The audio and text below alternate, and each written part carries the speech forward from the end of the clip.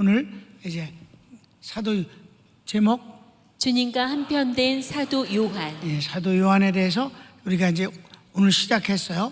우리가 제일 먼저 사도 요한은 누구입니까? 라는 사도 요한을 아는 것을 오늘 공부하는데, 낮 예배 때는 사도 요한을 우리가 네 가지 측면에서 보는데, 먼저 그의 가정을 보면 그는 아버지가 어부였고 그 형제들도 어부였었다. 비교적 부유한 가정에서 살았고, 그리고 어머니 살로메는 마리아와 사촌지간이다. 야고보 형이 제일 먼저 순교한 사람이 되었다. 그리고 예수님과 함께 제자 시대 때는 어땠냐? 세 사람,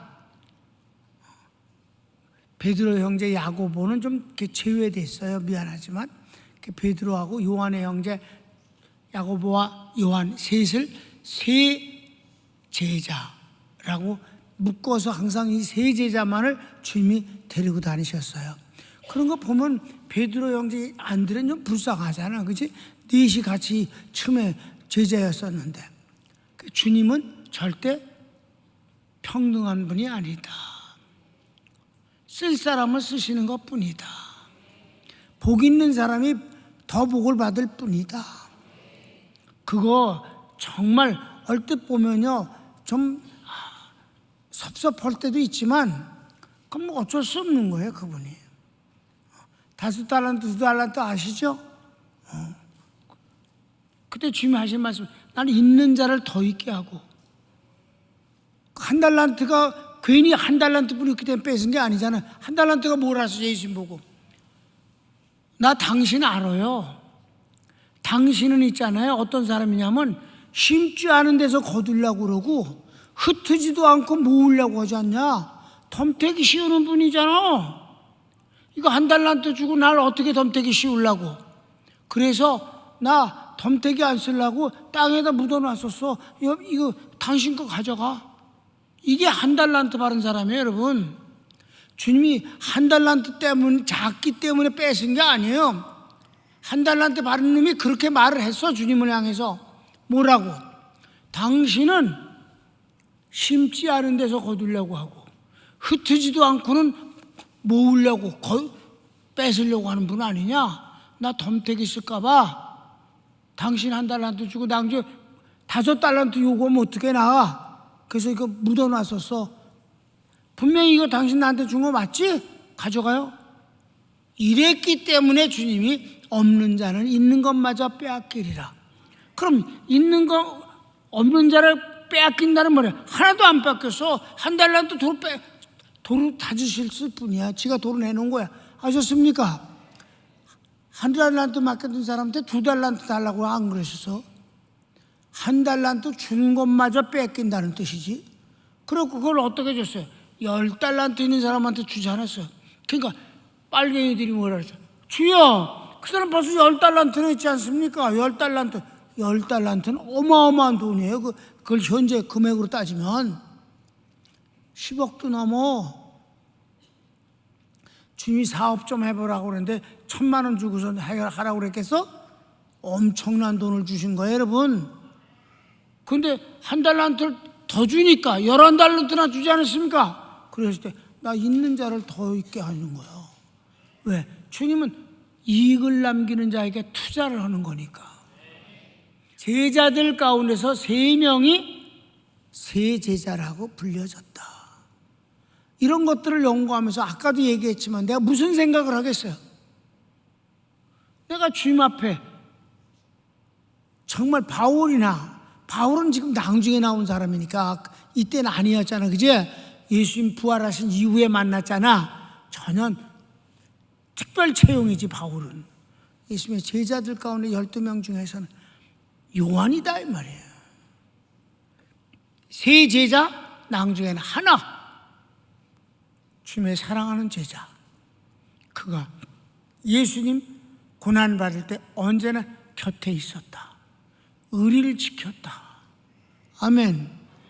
십자가에서 오직 혼자만 있었다. 여자들 사이에. 남자라고는 하나야. 그런 사람이 되겠습니다. 이렇게 기도하는 것과 그냥 대충 같이 가겠습니다. 우르르 가는데 하나 끼어가겠습니다. 이거하고는 다르지. 전혀 다른 거지. 생각이 다른 거예요. 마음이 어떠하면 생각도 달라지는 거지. 아멘? 그렇게 됐다. 제자가 결국 주님과 비밀을 공유하는 사이가 됐었다. 부활 때도 제일 먼저 달려가갖고 먼저 무덤에 달려간 사람은 이 사람이다. 항상 이에겐 언제나 최고의 제일 먼저는 주님이다. 그래서 이 요한을 인해서 여러분에게 만들어진 표가 있습니다. 하나님 제일 우선 중심주의로 살겠습니다. 누가 그렇게 살았어? 사도 요한이에요. 아멘. 하나님 제일 우선 중심이야. 자, 오늘 세 번째 시작. 오순절 이후 교회 지도자 시대. 예수님 돌아가셨어요. 부활하시고 승천하셨어요. 성령님이 오셨어요. 이때 이제 교회 시대라고 부르는 거예요. 성령 시대 또는 교회 시대 때는 어땠는가? 가르치기 1번. 베드로와 더불어 요한은 창립된 초대교회에서 중심 인물입니다. 역시 초대교회에 그는 중심 인물이었어요. 근데 특이한 점은 그는 말이 없어. 말이 없으면서 중심 인물이야. 카리스마가 넘치는 거예요. 성경을 읽읍시다. 제9시 기도 시간에 베드로와 요한이 성전에 올라갈새. 아멘. 이때 안질병이 고쳤잖아요. 그럴 때 뭐래서 베드로가 날 보라, 우리를 보라. 같이 고쳤어도 베드로만 말을 한다 이 말이에요. 그 다음에 4장 19절에 보면 베드로와 요한이 대답하여 가로되 하나님 앞에서 너희 말 듣는 것이 하나님 말씀 듣는 것보다 옳은가 판단하라. 재판할 때 여기서도 주인공은 베드로예요. 그러나 요한도 그렇게 외쳤다 이 말이에요. 같이 둘이서 같이. 그리고 어딜 갔을 때 스테반이 순교를 당하고 막 흩어지기 시작했어요. 전 피난 가는 거예요. 죽을까 봐. 사마리아에 교회가 생겼어요. 빌립이 거기 교회를 세웠습니다. 빌립은 처음엔 집사였지만 나중엔 목회자가 됐고 그 뒤엔 선교하기 위해서 다시 이 바닷가로 가서 일을 했었습니다. 그래서 예수님의 제자 가운데서 첫 번째 선교사가 바로 빌립입니다. 두 번째 이방 선교사는 바울이었습니다. 자, 그래서 빌립이 사마리아 교회를 세우고 그리고 병도 고치고 세례도 주는데 한 가지 뭐가 필요하냐? 직분이 필요한 거예요. 사도가 아니었기 때문에 성령을 받도록 안수를 얻은 거는 자기가 하면 안 된다고 생각을 한 거예요. 그래서 사도를 모셔오게 됐을 때 누가 갔을까? 베드로와 요한이 간 거지. 성경을 읽읍시다. 예루살렘에 있는 사도들이 사마리아도 하나님의 말씀을 받았다함을 듣고 베드로와 요한을 보내매 이에 두 사도가 저희에게 안수함에 성령을 받는지라. 아멘. 그래요.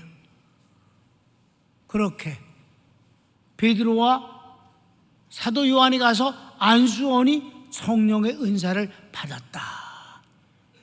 교회 시대 때 교회의 중심 인물이었다. 누가? 베드로와 요한이. 그리고 15장에 보면은 사도 바울이 이제 그 율법과 복음의 문제 때문에 갈등을 일으키고 막 싸움이 나니까 예루살렘 교회에서 이 문제를 처리해 주시오 라고 의뢰했더니 예루살렘 교회에서 장로들과 그리고 사도들이 모여서 이 문제를 처리한다 이 말이에요. 그 처리하는 과정에서 주도적인 인물이 베드로와 바로 요한이었다.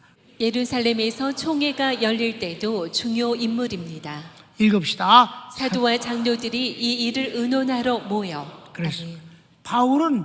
바울이 이제 그 사도 요한 보고 뭐라고 그랬냐? 교회의 기둥이었다.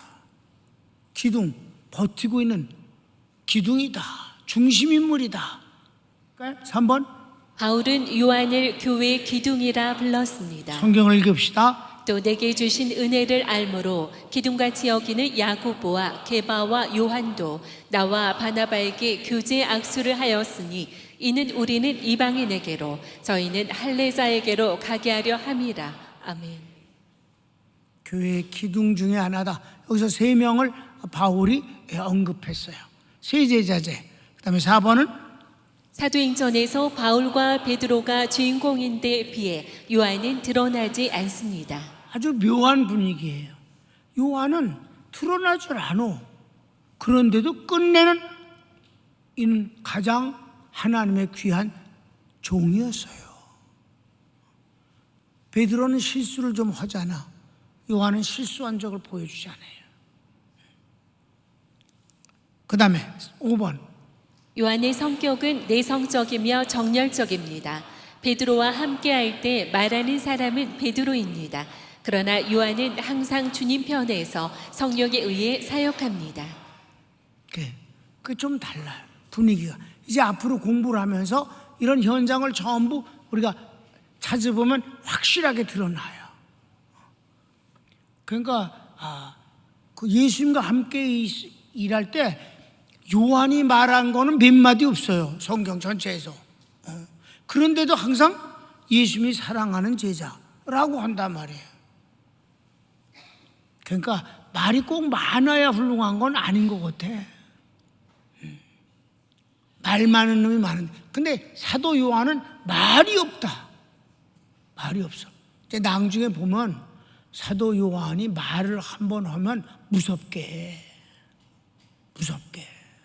이렇게 부드럽고 분위기 좋게 이렇게 하는 게 아니고 말 솜씨가 없는 것 같아. 가만 보면. 그런데 요한복음을 기록한 거 보면 놀랍잖아. 앞으로 공부할 텐데 하나만 미리 얘기해 주면 이런 거야. 사마리아로 지나가는데 사마리아 사람들이 그렇게 유대인들을 욕하고 괴롭혀요.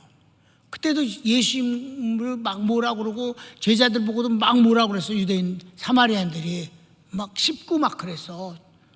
그러니까 다른 사람은 가만히 있는데 사도 요한이 주여 하늘로 불을 내려갖고 확 싸질러 죽여버릴까요? 그랬다니까. 불에 다 태워 죽여버리겠다고 그래서 사도 요한이. 그러니까 예수님이 야, 너 왜 이렇게 무서운 말을 하냐? 그랬어. 야, 무섭게 그런 말 하지 마라, 야. 그리고 주님이 별명을 하나 지어줬어. 보아너게. 야, 너는 번개의 아들이야. 번개불로 다 태워 죽이겠다고 그러더라고. 그거 외에는 요한이 말한 게 별로 안 나타나. 태워 죽이겠다는 한마디 해서 그게 왜 그렇게 분을 일으키는 거야? 예수님에 대해서 함부로 말하는 걸 볼 수 없어서 그런 거지. 아멘. 한편된 사이지. 그래서 분노를 참을 수 없었던 거야. 자, 마지막 4번. 생애 만년기.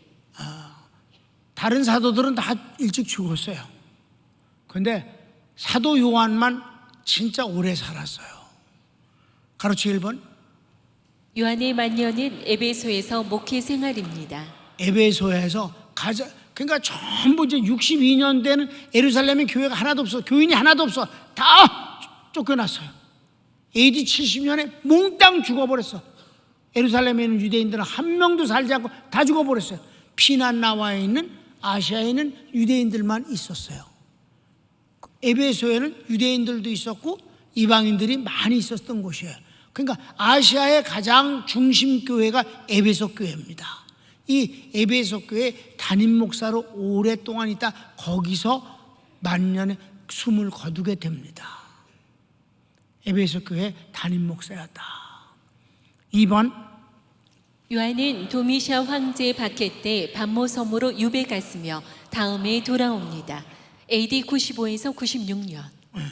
자, 95년도에 유배를 갔어요. 왜냐하면 그건 일반 역사니까 정확하게 나오는 거예요. 그리고 한 해 있다가 다 황제가 갈리면서 석방이 돼서 돌아왔어요. 그러니까 1년간 반모섬에 있었던 거지. 그럼 그때가 몇 살이냐? 90살이었어요. 그러니까 90살에 반모섬을 유배가라면 거기서 죽으라는 뜻이에요. 반모섬은 이 숲이 별로 없어요. 순 돌밭입니다. 지금도 돌섬입니다. 그래서 반모섬에 지금 사람 살아요. 근데 그때는 이제 유배를 가는 곳이기 때문에 그냥 거기서 죽으라는 것과 비슷한 겁니다. 너무 힘든 상황에 1년 동안 있었는데 바로 거기서 90살에 그가 요한계시록을 계시받았습니다. 주일날 받은 것입니다. 그 긴 거를 주일날 다 받은 거예요. 그러니까 주님은 응답을 계시를 주실 때 짧은 시간에 많은 양을 주실 수 있는 분이시니까. 아멘. 그러니까 내가 생각을 해보는 거예요. 로마 정권에선 가서 죽으라고 반모섬에 90 먹은 노인을 보냈는데, 근데 그가 90살에 요한계시록을 계시를 받고 96년에 돌아와서 이것을 문서화하고 그리고 10년 더 목회하다가 마지막 3번 요한의 최후는 100세를 누린 다음 날 소천했다고 터툴리안이 소개합니다. AD 106년. 꼭 10년 뒤에 반모섬에서 돌아온 뒤 10년 100살 된 다음 날, 생일날 다음 날 그가 돌아가셨다라고 터툴리안이 증언하고 있는데, 뭐 얼마 정도로 심의하는지는 그 뭐 성경이 아니니까 그래도 전해 내려오길 그렇게 전해 내려오고 있습니다. 하여튼 100세를 했다.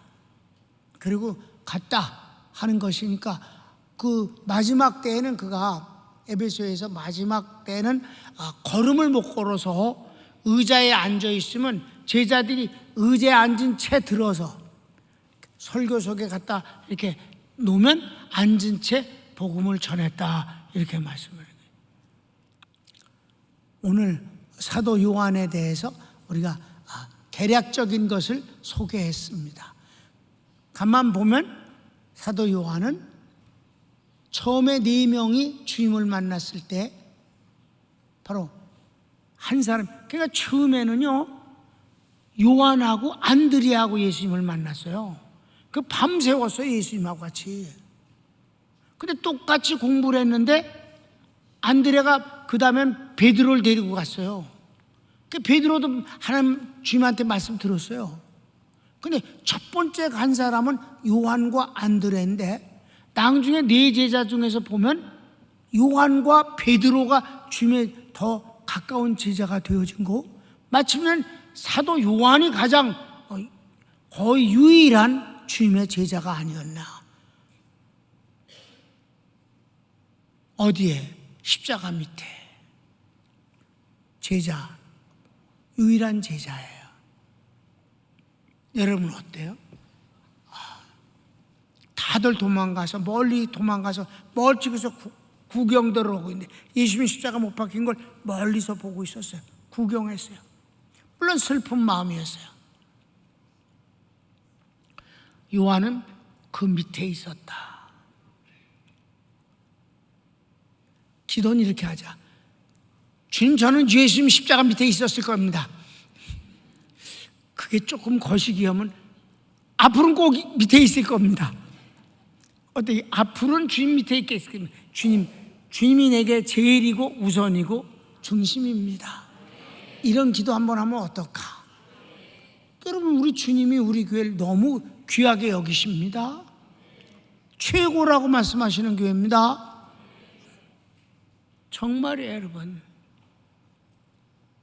우리 제대로 합시다. 마지막 때에 내가 믿는 자를 보겠느냐라고 하셨는데 여기 있습니다라고 말할 수 있게, 마지막 때 주님 믿는 자를 찾을 때 제가 반드시 거기 있게 하소서. 모이기를 피하는 어떤 자들의 습관을 따르지 말고 마지막 때가 될수록 더욱 모이기를 힘쓰라 하신 대로 여러분은 거기에 속한 우리가 되기를 바라며 내가 되기를 바랍니다. 뭐 주님이 십자가에 다시 달릴 일은 없는 거고, 이제 우리가 할 수 있는 일은 바로 후반부에 내가 지금 말씀드린 바로 거기에 내가 있겠습니다. 내가 믿는 자를 찾을 때 여기 있나이다. 예배를 드릴 때 여기 있습니다라는 주인공이 되었으면 그걸로 됐습니다. 주님 한 번만 더 달리시죠. 내가 거기 가 있게. 그러시지 마. 그건 이미 지나간 얘기야. 지금이 중요하고 앞으로가 또 중요한 거니까. 다시 손을 모읍시다. 주여 한번 부르고 우리 하나님 앞에 기도할 터인데, 방금 내가 소개한 대로 주님 마지막 때의 믿음을 보겠느냐고 하셨는데, 그때 제가 믿는 자가 되어서 주님 앞에 있기를 원하며 모이기를 패하는 자들의 습관을 따르지 말라고 그랬는데, 저는 예배를 생명 바쳐 드리겠습니다라고, 그 주인공 되겠습니다라고 기도하면 하나님 얼마나 기뻐하시겠습니까? 다 같이 주여 한번 부르기도 합시다. 주여, 오 사랑하는 주님 감사합니다.